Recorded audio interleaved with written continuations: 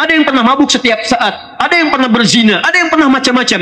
Ketika dia mau kembali kepada Allah, diberi jalan, ingin berubah. Perhatikan bagaimana sayangnya Allah kepada orang yang ingin berubah. Karena yang menyampaikan Allah, kalau yang menyampaikan saya, tinggalkan, belum tentu benar. Tapi kalau yang menyampaikan Allah, tidak ada peluang kita untuk ragu. Jadi kalau ada manusia yang selama hidupnya tidak mengerjakan ibadah, maka dia sedang keluar dari fitrah penciptaannya. Seakan-akan, mohon maaf, kalau dalam kalimat bebasnya, nggak diaku sama Allah. Tolong Anda cek. Jadi kalau hidup Anda belum baik sampai hari ini, maaf, orang lain mudah mengerjakan, Anda susah. Orang lain cari kerja mudah, Anda susah. Orang lain mendapatkan apresiasi dari orang yang baik, Anda kurang baik. Coba cek. Mungkin bukan Anda kurang hebat, bukan Anda kurang baik. Mungkin Anda...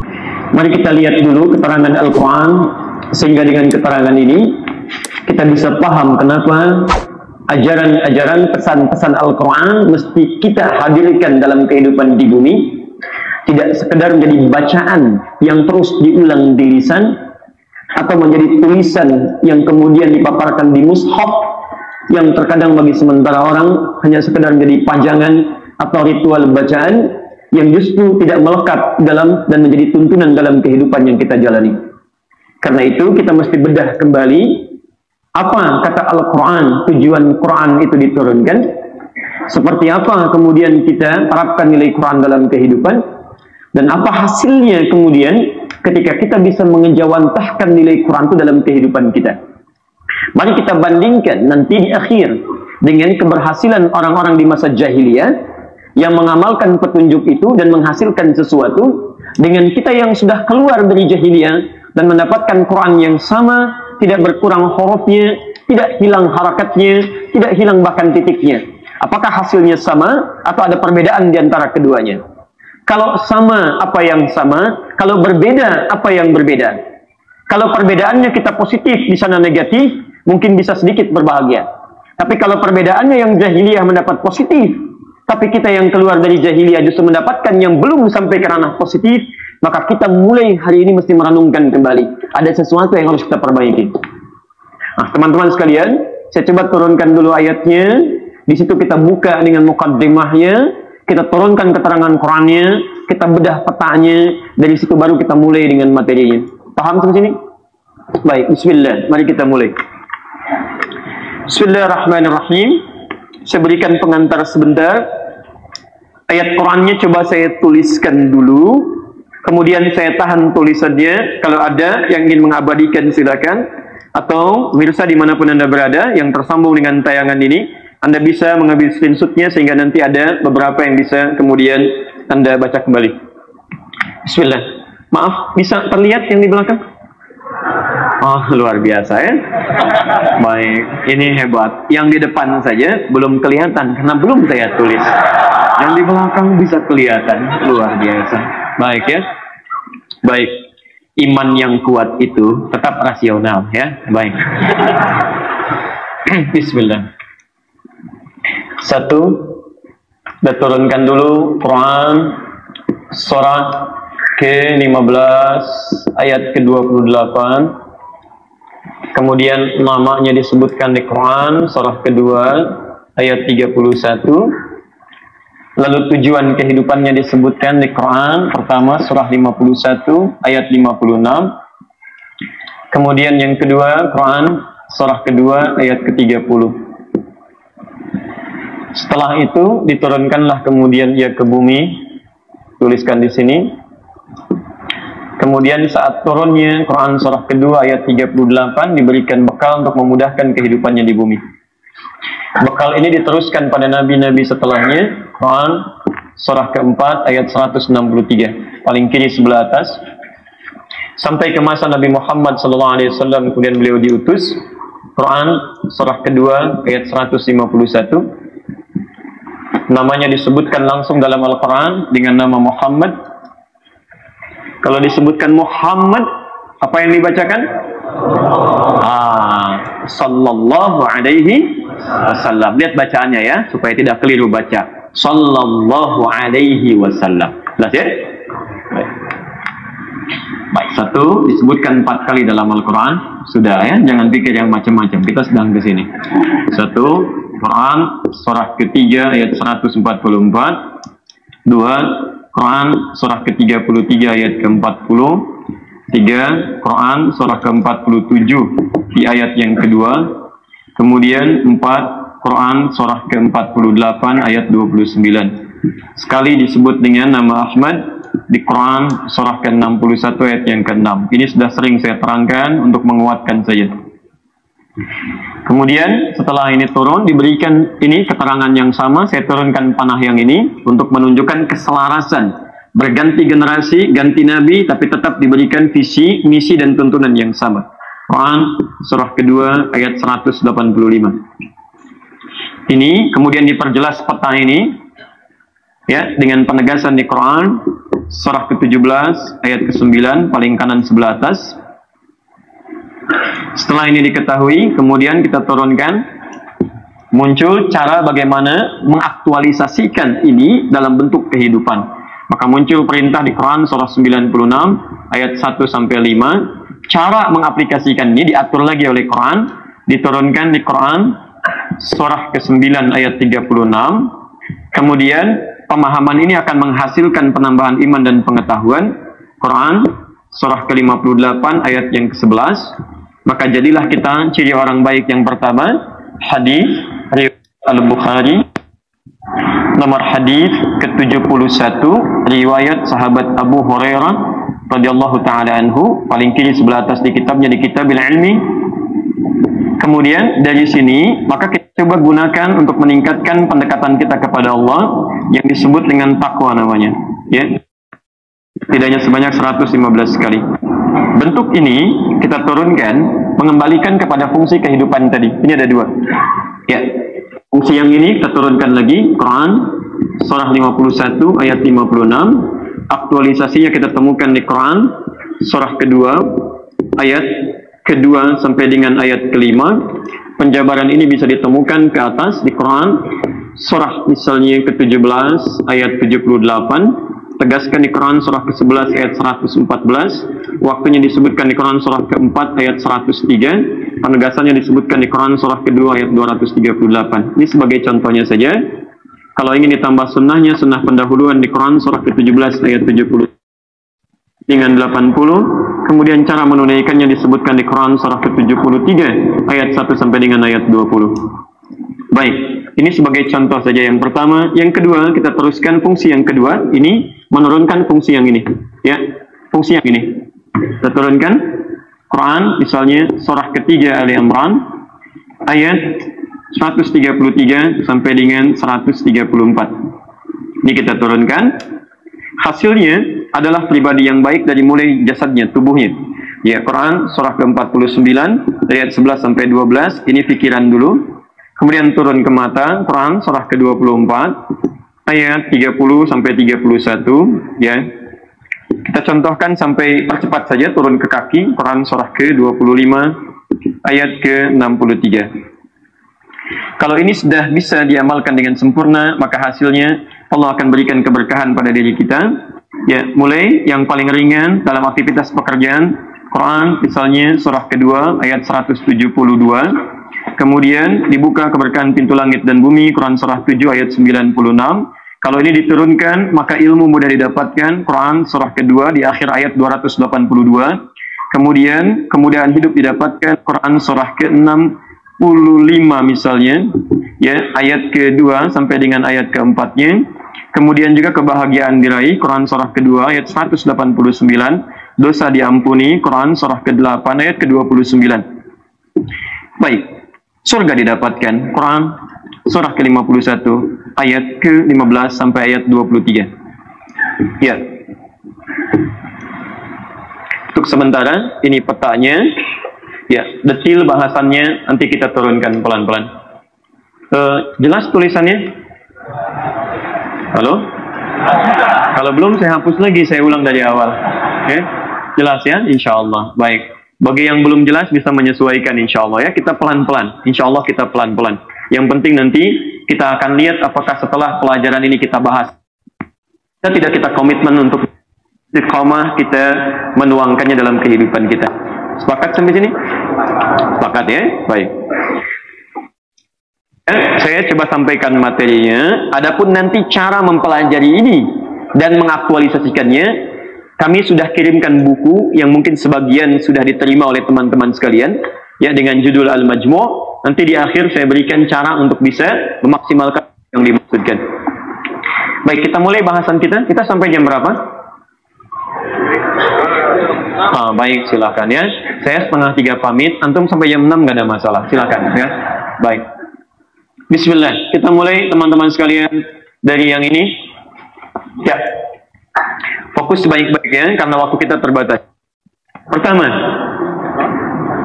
kita sebagai manusia penting sebelum memulai segala aktivitas di kehidupan kita ini untuk meninjau kembali esensi kehidupan kita. Harus kenal siapa kita, kenapa kita hidup di bumi ini, kemana kemudian kita akan bermuara, apa tugas kehidupan kita. Sehingga dengan pengenalan semua itu, paham tentang misi kehidupan kita, maka mudah bagi kita untuk menata seluruh kegiatan dan aktivitas yang kita jalani di muka bumi ini. Orang yang tidak pernah punya pemetaan dalam kehidupannya, maka umumnya kegiatan yang ia alami akan cenderung tidak terukur dan tidak teratur. Ya, nanti kita bisa lihat bagaimana Al-Quran selalu memotivasi kita. Jangan sampai ada waktu terbuang tidak punya rencana. Dan banyak nanti saya turunkan beberapa di antaranya. Tapi saya mau tanya pada Anda ya, jangan-jangan sampai saat ini pun kita tidak punya rencana apa yang mau kita kerjakan selama 24 jam di hari ini. Padahal nanti ada isyarat di Quran, beda orang beriman dengan yang belum beriman itu. Orang beriman begitu bangun, dia sudah punya rencana. Bahkan sampai akhiratnya. Sampai akhiratnya. Saya mau kerjakan, jam 6 saya ada di sini, jam 7 di sini, zuhur di sini, asar di sini, maghrib begini, sampai dengan isyanya, sampai tidur lagi. Dan hebatnya, yang dia rencanakan bukan cuma dunia. Bagaimana ketika saya melangkah, langkah saya pun bukan cuma mendapatkan hasil dunia, tapi mendapatkan benefit akhiratnya. Dituliskan sebagai pahala. Rugi kalau cuma melangkah. Antum kerja ke kantor, teman antum pun ke kantor. Antum muslim, dia non-muslim. Bahkan yang paling menarik, kerjanya di tempat yang sama, pekerjaannya sama, gajinya sama, berangkat sama, pulang sama. Lantas apa yang membedakan Anda dengan teman Anda? Gak ada bedanya kalau mengerjakan dunia. Anda minum, dia minum. Anda makan, dia makan.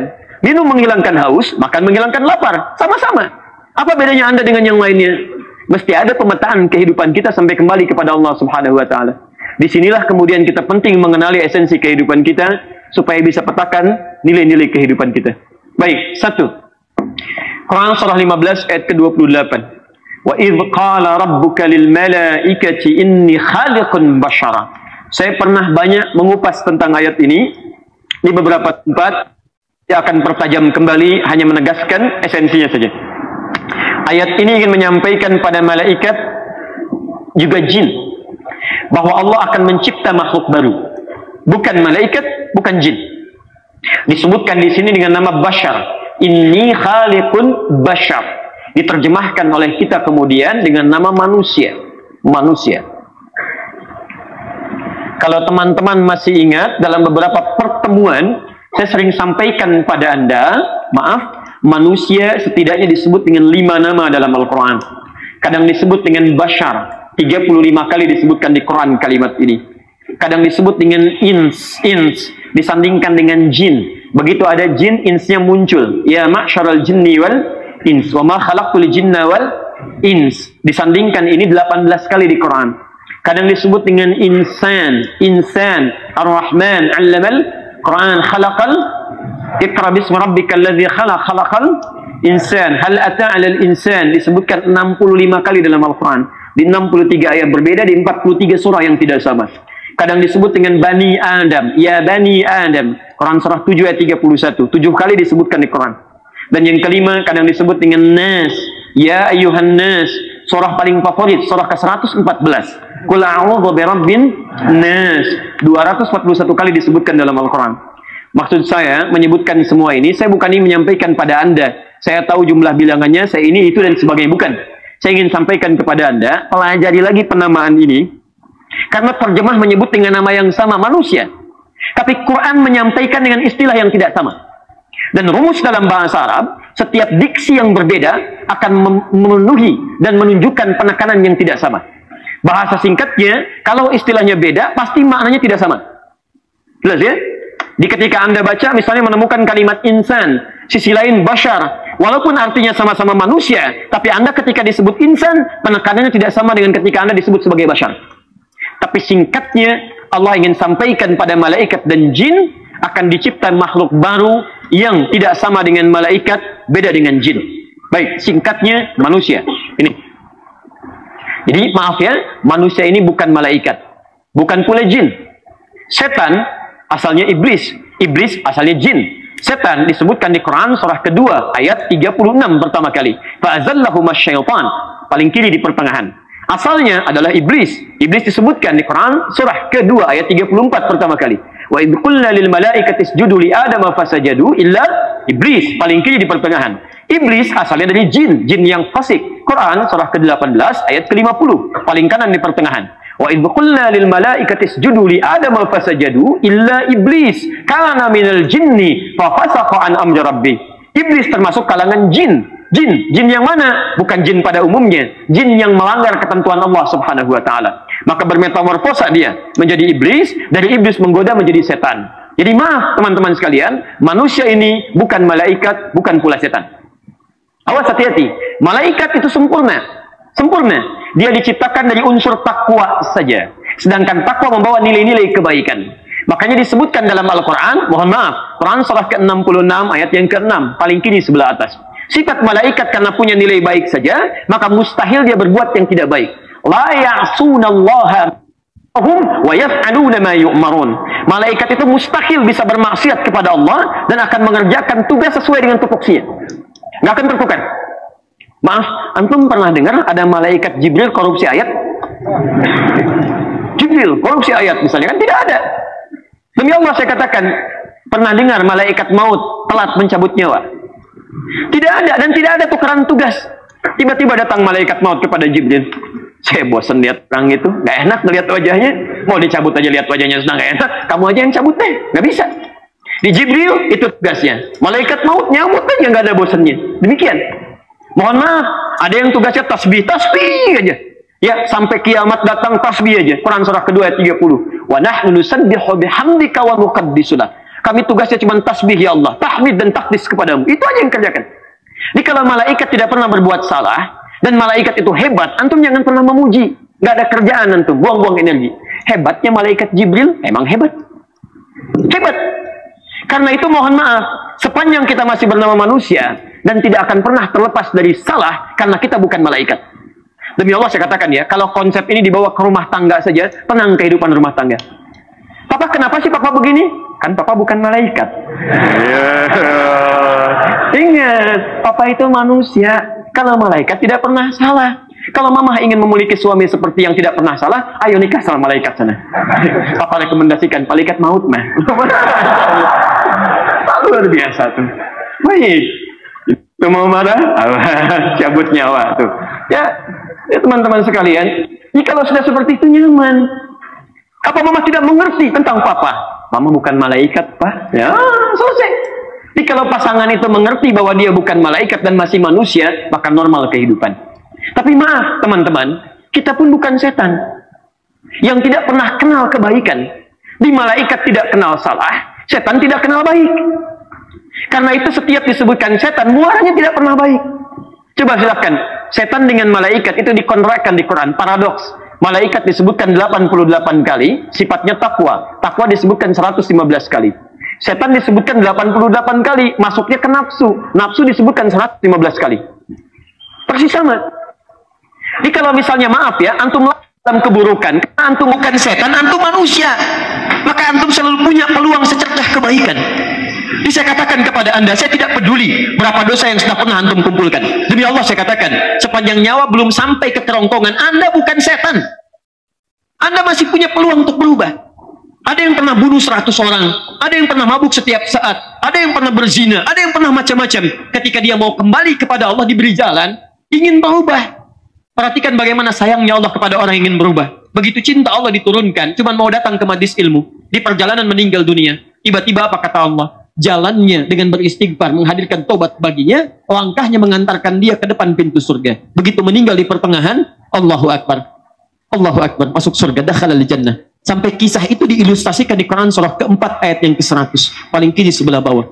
Wa may yakhruj min baitihi muhajiran ila Allah wa rasulih thumma yudrikul maut faqad waqa'a ajruhu 'ala Allah. Siapapun yang mau berubah lebih baik lagi, berhijrah lebih dekat dengan Allah, lebih dekat dengan tuntunan Rasulullah. Saya nggak peduli kamu pernah berbuat keburukan. Tuh lihat ada orang pernah bunuh 100 orang. Saya tanya pada Anda yang ada di sini, ayo siapa yang pernah bunuh 100 orang? Angkat tangan. 1 orang. Ayo yang pernah, angkat tangan. Saya antar ke polisi. Nah, teman-teman. Kurang apa lagi gitu kan?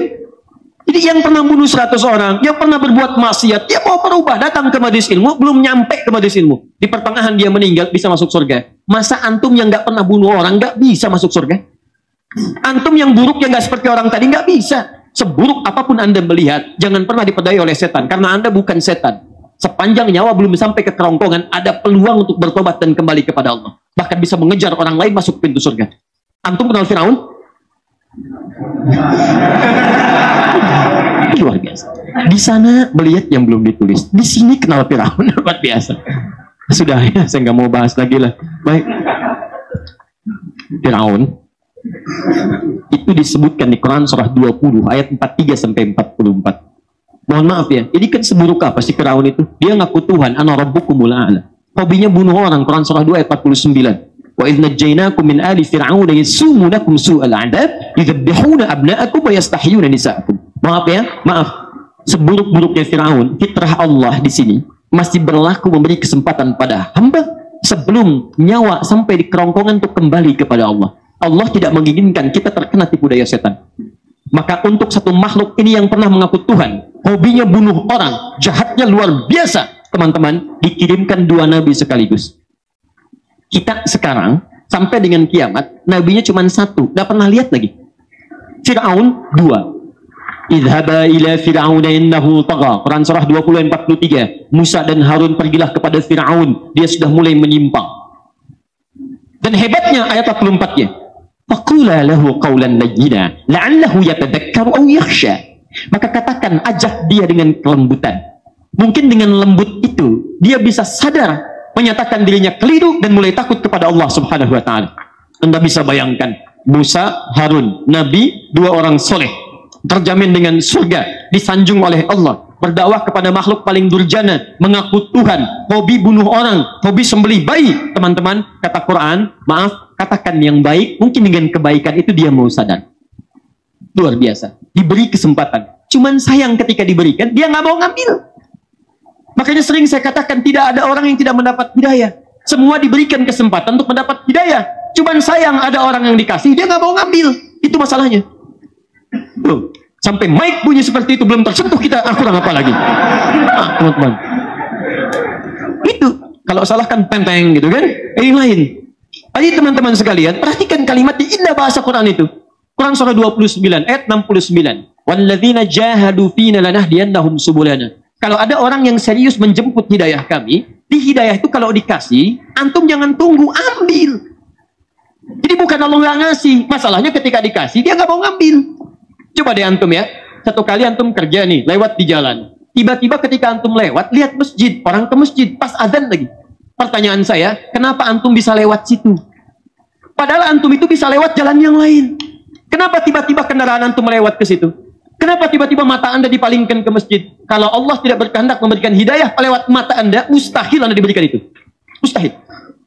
Cuman salahnya kadang-kadang sudah dikasih, nggak diambil. Itu masalahnya. Jalan, Allahu Akbar, Allahu Akbar. Temannya bilang, sholat, setan masuk, sholat nomor 2. Nomor 1, jalan aja dulu. Nih, teman-teman. Jelas ya?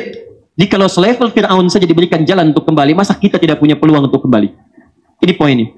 Jadi, kita manusia, kita bukan malaikat, tidak pula termasuk dalam golongan setan. Kalau pernah ada yang berbuat salah, maaf, wajar. Karena kita bukan malaikat. Tapi kalau ada orang larut dalam kesalahan, itu yang tidak wajar. Karena kita punya peluang untuk kembali kepada kebaikan. Jelas ya? Baik. Siapa yang seperti Firaun? Boleh angkat tangan? Tidak ada. Yang selevel dengan Nabi Harun? Boleh angkat tangan?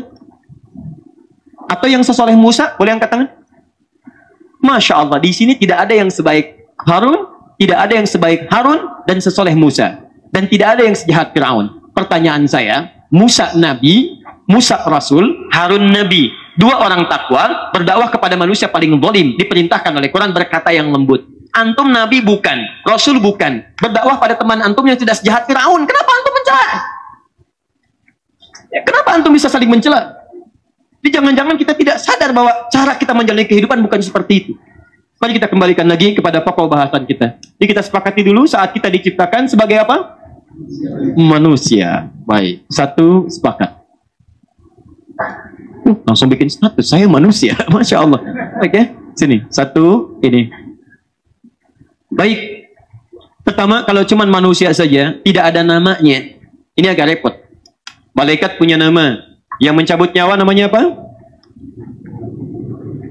Begini ya, waktu kita cuma sampai 2:30. Jadi kalau antum tidak tahu, cukup katakan wallahu a'lam. Itu paling gampang. Ya, antum mikir, antum diskusi, waktu kita habis. Jadi saya tutup nantinya. Baik ya. Apa malaikat yang ditugaskan? Namanya malaikat tugasan mencabut nyawa. Apa namanya? Hah? Bukan, Israel nggak ada di Quran. Israel bukan di Quran, nanti tafsiran. Yang disebutkan di Quran namanya Malakul Maut. Malakul Maut. Quran surah 32 ayat 11, paling kanan sebelah bawah. Qul yatawaffakum malakul mautil ladzi wukkila bikum. Katakan Muhammad, kalian akan diutus malaikat maut untuk mengambil nyawa. Baik, namanya ada Malakul Maut. Siapa yang ditugaskan untuk menurunkan rezeki dengan izin Allah? Bukan Allah alam, bukan. Malaikat namanya ada. Nggak ada malaikat namanya Allah alam, ya teman-teman. Lihat gini, saya baru ada di sini nih disebutkan malaikat namanya Allah alam, ya. Dari sekian tempat yang saya kunjungi. Lihat, namanya malaikat Mikail. Mikail, Quran surah kedua ayat 98. Qul man kana aduwwan lillahi wa malaikatihi, ya. Lihat wa rusulihi wa Jibril wa Mikala. Mikala dalam riwayat Hafiz an Asim. Dalam riwayat Qalun dan Warsh dari Nafi dibaca Mikaila. Mikail. Dia ada namanya. Malaikat ada namanya, jin ada namanya, ini manusia, apa namanya? Maka diperkenalkan kepada kita nama manusia pertama dengan nama Quran surah kedua ayat 31. Ini nama manusia pertama.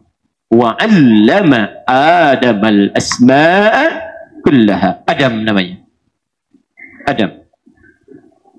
Baik. Saya ulang. Nama kehidupannya jenis makhluknya manusia, sebut 5 nama. Spesifik nama zatnya, nama pertamanya disebut dengan Adam. Ini untuk memberikan contoh kepada kita teman-teman sekalian. Mohon izin, lihat baik-baik bahwa sunnah dalam Al-Quran, kalaupun kemudian seseorang terlahir, maka silahkan berikan nama-nama spesifik yang membedakan manusia satu dengan manusia yang lainnya. Ini yang disebut dengan nama zat. Ini yang disebut dengan nama zat, ya. Nanti banyak di Quran ditemukan seperti Yahya muncul, Maryam perempuannya muncul. Ya, Quran surah ketiga Ali Imran ayat 36. Ini wa inni sammaituha Maryam, dan kata ibunya saya beri nama dia dengan Maryam. Jadi silahkan teman-teman sunnahnya begitu terlahir misalnya berikan nama terbaik yang dengan itu kebaikan-kebaikannya bisa diangkat. Ya. Namanya siapa? Adam. Nama manusia keberapa? Manusia pertama. Baik. Nah, sekarang kita akan bahas pada inti kajiannya. Sekarang persoalannya, apa tujuan Adam diciptakan? Kenapa manusia ini mesti dicipta? Ini yang harus kita kenali dengan baik. Malaikat dicipta, ada tujuan. Jin dicipta, ada tujuan. Bumi langit dicipta, ada tujuan. Dan Allah mustahil menciptakan sesuatu pun sekecil apapun, kecuali memiliki tujuan. Teman-teman sekalian, Adam diciptakan, manusia diciptakan, diberikan kemudian penjelasan 2 tujuan. Fokuslah ke sini karena ini esensi kehidupan kita. Ya, saya mulai pelan-pelan. Bismillah. Kita buat kesepakatan dulu ya. Tahan sebentar mas. Buat kesepakatan. Setiap saya menerangkan ayatnya dan sudah saya berikan tanda, boleh dihapus? Boleh ya? Baik, saya tidak menggunakan kalimat boleh saya hapus, tapi saya gunakan kalimat boleh dihapus. Boleh? Baik, artinya terbuka peluang bagi siapapun untuk menghapus, ya. Baik. Cuman yang paling dekat saja. Untuk pertama, saya kasih contoh. Ini mas ya caranya. Bismillah. Ini. Baik. Kurang apa lagi? Datang sendiri, nerangin sendiri, tulis sendiri, buku tulis sendiri, cetak sendiri, bagi sendiri, hapus sendiri. Luar biasa. Baik. Waalaikumsalam sini ya. Baik, 1. Bismillah. Quran surah 51 ayat 56. paling kanan sebelah atas. Bismillah. Tugas pertama, ini esensi kehidupan kita. Awas ya, awas, hati-hati. Maksud saya begini, kalau saya bacakan dan saya terangkan ini, coba evaluasi diri. Sampai hari ini, tanggal 11 Al-Muharram, berapa usia antum, berapa tahun, berapa bulan, berapa pekan, berapa hari, sudah sejauh mana kehidupan antum dibangun sesuai dengan keterangan ayat ini. Karena yang menyampaikan Allah, kalau yang menyampaikan saya, tinggalkan, belum tentu benar. Tapi kalau yang menyampaikan Allah, tidak ada peluang kita untuk ragu. Baik, wa ma khalaqtul jinna wal insa illa liya'budun. Esensi pertama, perhatikan cara menerjemahkan ini. Wa ma khalaqtul jinna wal insa, dan tidaklah saya ciptakan jin dan manusia itu. Allah. Jin biarkan dengan alamnya, kita fokus ke manusia saja. Illa liya'budun, kecuali tujuan hidupnya itu. Lihat, li-nya di sini berfungsi ghayah, lil ghayah, menunjuk pada tujuan.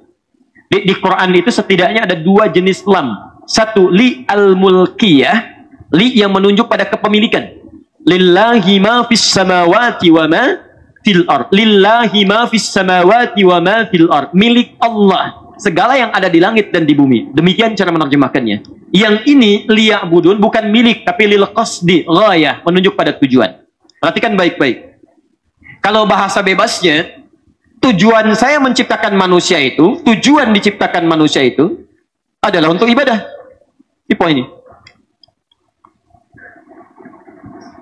Jadi kalau ada manusia yang selama hidupnya tidak mengerjakan ibadah, maka dia sedang keluar dari fitrah penciptaannya. Seakan-akan, mohon maaf, kalau dalam kalimat bebasnya, nggak diaku sama Allah. Saya ciptakan kamu itu untuk ibadah. Jadi kalau ada seseorang, maaf ya, kemudian diciptakan dan dia hidup tidak mau ibadah, seakan-akan dia sedang keluar dari nilai penciptaannya. Paham? Satu. Ini mengatur hubungan antara makhluk dengan Allah Subhanahu wa taala. Di poin ini. Dua.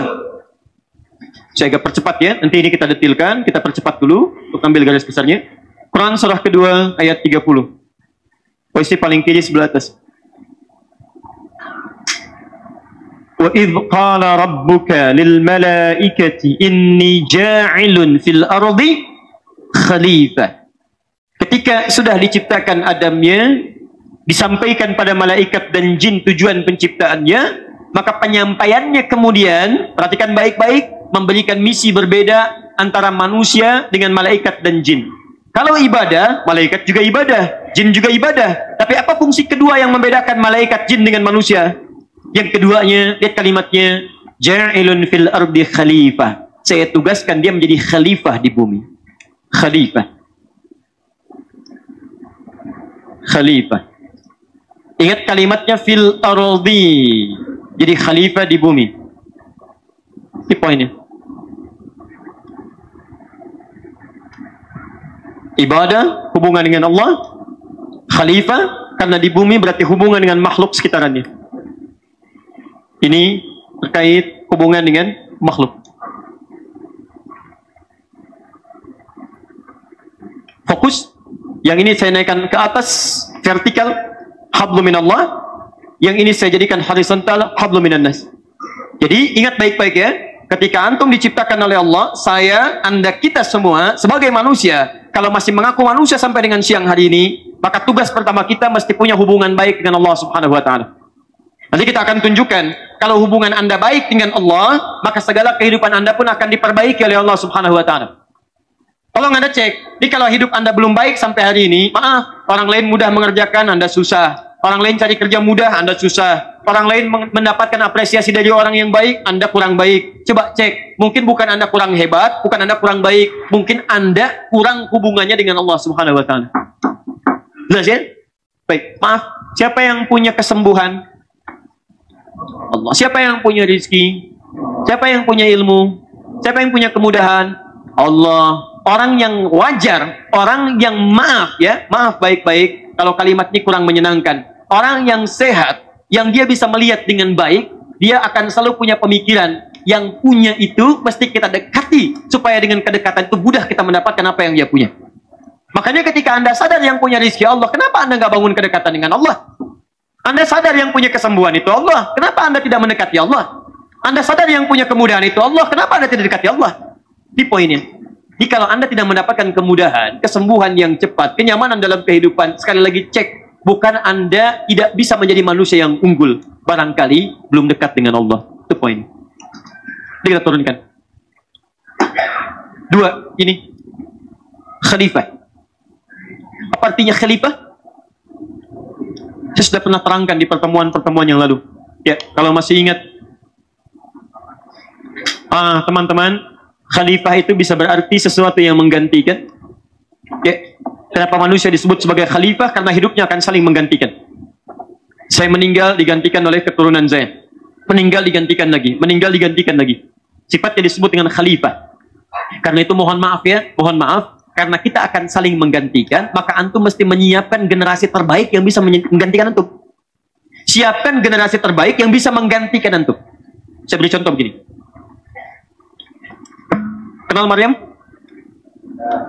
Alhamdulillah. Lihat sini. Ali Imran. Imran menikah dengan siapa? Ya? Dengan istrinya. Oh, nggak mungkin ibunya Imran. Mustahil. Imran menikah dengan ibunya, nggak mungkin. Dengan istrinya, namanya Hannah. Imran menikah dengan Hannah. Lahir siapa? Maryam. Quran surah ke-3 ayat 35-36. Lahir Maryam. Maryam kemudian mengandung, melahirkan. Lahir siapa? Isa alaihissalam. Perhatikan sini, Isa. Saya ingatkan lagi ya, nama Maryam ini oleh Quran disebut langsung ke bintinya, ke nasabnya. Maryam binti Imran. Wa Maryam ibnata Imran. Kalau di Quran ada nama disebutkan jelas dengan bin atau bintinya dan tegas disebutkan peristiwanya, ini menunjukkan bahwa peristiwa itu hanya akan dialami oleh orang itu dan tidak akan menimpa oleh orang yang lainnya lagi. Hanya akan dialami oleh orang yang disebutkan, tidak akan pernah dialami oleh orang lain selainnya sekalipun mencoba mengambil nama yang serupa. Kenapa Al-Quran menyebutkan Maryam binti Imran? Maryam anak perempuannya Imran. Bisa mengandung, bisa melahirkan tanpa disentuh laki-laki manapun. Ingat, tanpa disentuh laki-laki manapun. Walam yamsaski bashar. Bukan mengandung, melahirkan tanpa bapak. Kalau yang begitu banyak.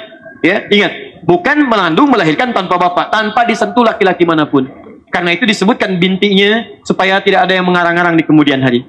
Saya juga Maryam, saya bisa seperti itu. Kamu Maryam binti apa? Asep. Nah, beda ya. Ini Imran, itu Asep. Oh, maaf Pak Asep ya, ini hanya sebagai contoh aja. Sebagai contoh ya. Mudah-mudahan baik dan sehat. Lihat sini, Maryam punya anak Isa. Perhatikan baik-baik. Maryam Nabi bukan? Bukan. Rasul bukan? Bukan. Tapi Maryam namanya disebutkan tidak di Quran. Disebutkan. Baik. Arahkan ke atas. Siapa ibunya Maryam? Hannah. Maryam ibunya Hannah. Pertanyaan saya, apakah Hannah disebutkan di Quran? Tidak. Cuma Imra'ah, istrinya Imran. Maryam disebutkan, ini tidak disebutkan. Dalam kaidah bahasa tafsir, jika seseorang disebutkan kemuliaannya dengan namanya, yang lain tidak disebutkan namanya, maka yang disebutkan spesifik namanya lebih baik dibandingkan dengan yang tidak disebutkan spesifik namanya. Kedua, Hannah melahirkan Maryam. Nikah dulu tidak? Nikah dengan siapa? Imran. Maryam melahirkan Isa. Nikah dulu tidak? Tidak. Artinya, Maryam lebih baik dibanding ibu plus dengan bapaknya. Teman-teman, perhatikan. Begitu Imran dengan Hannah melahirkan Maryam, dididiklah Maryam ini supaya lebih baik daripada kedua orang tuanya. Antum jangan kira Maryam ujuk-ujuk jadi orang baik, bisa melahirkan Isa, tidak disentuh laki-laki manapun. Tidak.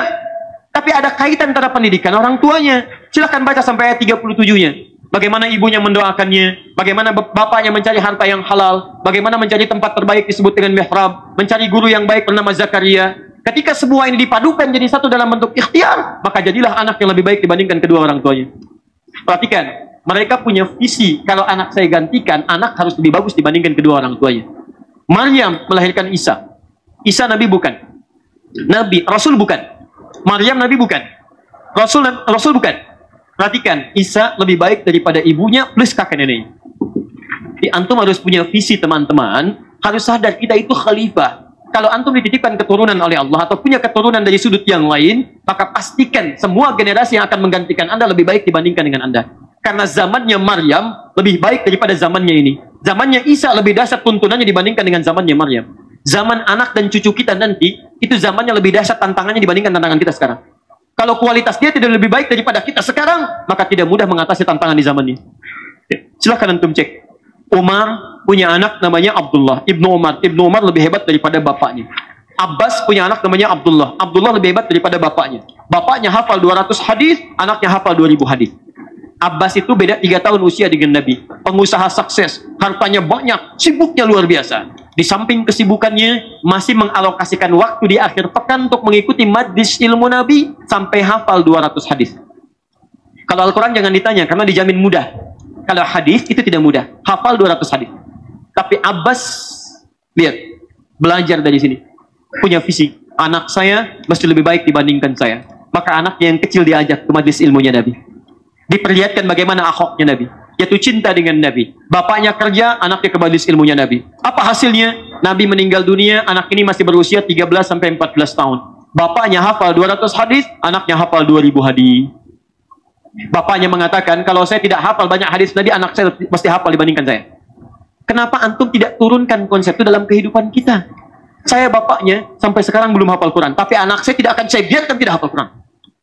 Boleh saya belum tahu banyak hadis, tapi cucu saya mesti tahu hadis. Antum harus punya visi itu. Kalau cuma dunia, yang lain banyak. Antum pengen juara fisika, matematika tuh, saya sering katakan, di luar ada yang sudah dapat olimpiade, ada yang dapat Nobel, ada yang dapat macam-macam. Kalau cuma saingan dunia kecil. Kalau dunia itu ada nilainya, sayap nyamuk mungkin diberikan. Teman-teman sekalian, mohon maaf ya, mohon maaf. Kalau Allah berikan nilai pada dunia kebaikan, tidak akan pernah diberikan pada yang lain, walaupun kecil, kecuali kepada kita. Cuman karena nilai kita itu yang terbaik, bukan cuma dunia, maka persaingan kita mesti kita renungkan kembali mulai hari ini. Masya Allah. Ada 3 orang anak, 1, 2, 3. Anak pertama hafal Quran, anak kedua tahu tafsirnya, anak ketiga paham hadisnya. Begitu anak keempat paham fikihnya. Begitu baca Quran, Masya Allah. Quran surah kedua ayat yang kelima. Ulaika ala hudam min rabbihim wa ulaika humul muflihun. Anak pertama, adik, kakak, ayatnya apa? Ulaika ala hudam min rabbihim wa ulaika humul muflihun. Anak kedua, adik, apa tafsirnya? Sampaikan. Masya Allah. Yang ketiga, adik, apa hadisnya? Masya Allah. Yang sini, apa hukum fikihnya? Disampaikan. Luar biasa. Ustaz Adi, gak lakulah, gak ada pengajian. Istiqomah sepi. Masya Allah. Tapi yang hebat, semua membentuk kebaikan dalam kehidupan. Ini teman-teman. Yang kedua, khalifah. Saya agak cepat sedikit ya. Yang kedua, kalau saya sebutkan selesai ini, antum segera renungkan. Anak orang lain sudah disiapkan oleh orang tuanya untuk mendekat kepada tuntunan Allah. Anak antum ada di mana? Coba cek. Bukan berarti hafal Quran kehilangan matematikanya. Saya tunjukkan pada antum ya. Saya membimbing satu pesantren yang mereka disiapkan untuk jadi ahli IT di kemudian hari. Dan hebatnya, sudah kita buktikan teman-teman sekalian, para penghafal Quran ketika diberikan teori itu lebih cerdas dibanding yang lain. Kita berikan sebuah proyek, antum harus selesaikan proyek ini. Teman-teman tidak diberikan teorinya. Penghafal Quran 30 juz bisa menyelesaikan. Targetnya 2 jam, kurang 1 jam sudah selesai. Yang belum hafal Quran belum bisa menyelesaikan itu. Dan sudah ada penelitian di satu tempat, bahwa orang yang hafal Quran, kecerdasannya kalau benar menghafalnya, kecerdasannya minimal akan naik 3 kali lipat. Nanti kita tunjukkan beberapa orang-orang yang pernah berhasil dengan itu, dan bagaimana sekarang kita bisa wujudkan itu ke bumi. Turunkan. 2. Khalifah yang kedua, bisa berarti menghadirkan kebaikan dan kemaslahatan. Hal yang bermanfaat. Mohon izin ya, kita evaluasi dulu ya. Maksud saya sampai hari ini jadi manusia enggak gitu. Jangan-jangan cuma wujudnya aja manusia, isinya enggak ada. Itu poinnya. Baik. 2. Mohon izin ya, kalau bahasanya agak kurang baik, tapi ini ada ketegasan lah ya, supaya kita lebih terenyuh untuk bisa merubah diri.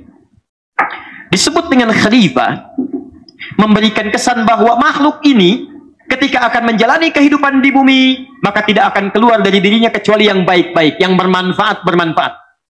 Yang tidak baik, tidak akan Allah perkenankan untuk keluar dari dirinya. Makanya silakan antum lihat Quran surah 17 ayat 70, paling kanan di pertengahan. Begitu sudah tercipta keturunan Adam turun ke bumi, kemudian turun keturunan disebut dengan Bani Adam. Perhatikan baik-baik ayatnya. Ketika tercipta keturunan Adam disebut dengan kalimat yang mulia. Walaqad karramna bani Adam. Dan sungguh kami muliakan anak cucu Adam itu. Muliakan.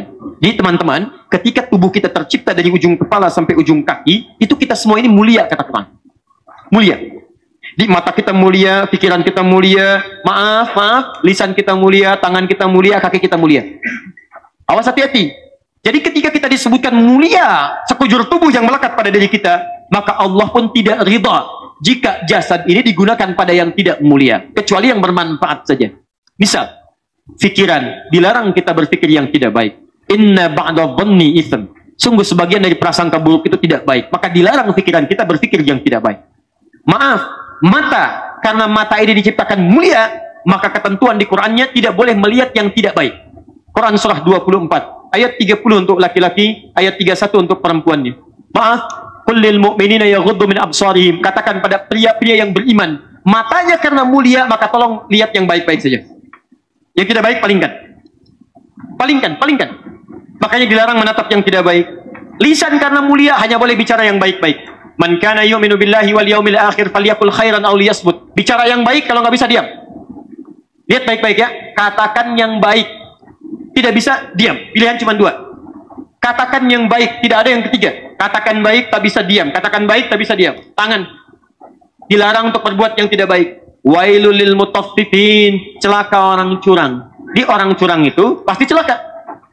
Celaka. Wailul lil mukadzibin. Celaka para pendusta. Antum curang dengan tangan antum akan celaka. Bahkan kata Quran, aduh, tangan anda ini mulia. Kalau mau dipakai dari yang tidak baik, tolong. Daripada dipakai yang tidak baik, potong aja tangannya. As-sariqu was-sariqatu faqtahu aydiyahuma. Pencuri laki-laki perempuan, potong aja tangannya. Saya nggak suka kalau tangannya dipakai yang tidak baik, kata Allah. Kamu ini orang mulia. Sampai ujung kaki. Wa ibadur rahmanil ladzina yamshuna 'alal ardi hauda. Hamba Allah yang penyayang itu kalau jalan pasti tawadhu. Disebut hamba Allah. Jadi kalau Anda berjalan tidak tawadhu, berarti Anda tidak diakui sebagai hamba Allah. Quran surah ke-31 ayat ke-18, paling kiri sebelah bawah. Wala tamshi fil ardi maraha. Karena itu kaki kita dilarang untuk melangkah dengan sombong. Antum naik kendaraan dengan angkuh. Pertanyaan saya, mohon maaf teman-teman sekalian, sampai dengan hari ini, siang ini, detik ini, berapa di antara kita yang bisa menjaga kemuliaan tubuh kita dari ujung kepala sampai ujung kaki? Itu poin. Maaf ya, Allah menyebut mata kita mulia. Jadi ketika Anda menggunakan pandangan pada yang tidak mulia, itu Anda sedang merendahkan diri Anda di hadapan Allah Subhanahu wa taala. Allah menyebut Anda mulia, Anda sendiri merendahkan diri Anda.